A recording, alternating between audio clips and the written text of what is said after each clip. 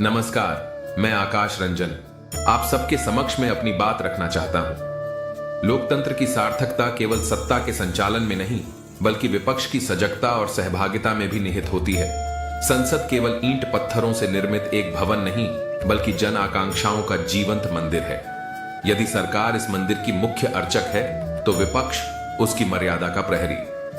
सरकार का दायित्व यह सत्य है कि सदन की कार्यवाही को सुचारू रूप से चलाना सरकार का नैतिक और संवैधानिक दायित्व है। उसे संवाद के द्वार सदैव खुले रखने चाहिए। विपक्ष की भूमिका, विरोध का अर्थ केवल अवरोध नहीं होता।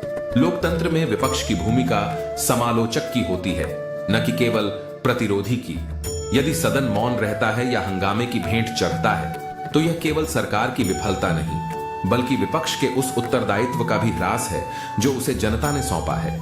यूजीसी कानून और वैचारिक अंतर्विरोध। आपने यूजीसी कानून का जो उदाहरण दिया, वह राजनीतिक परिदृश्य के एक जटिल सत्य को उजागर करता है। अक्सर नीतियां किसी एक दल की बपौती नहीं होती, बल्कि वे दीर्घकालिक विधायी प्रक्रियाओं का परिणाम होती हैं। सहभागिता का मौन। जब किसी कानून की संरचना में विपक्ष के सदस्य स्वयं सहभागी होते हैं, तो बाद में उसका विरोध करना उनके अपने ही निर्णयों पर प्रश्न चिन्ह लगा देता है।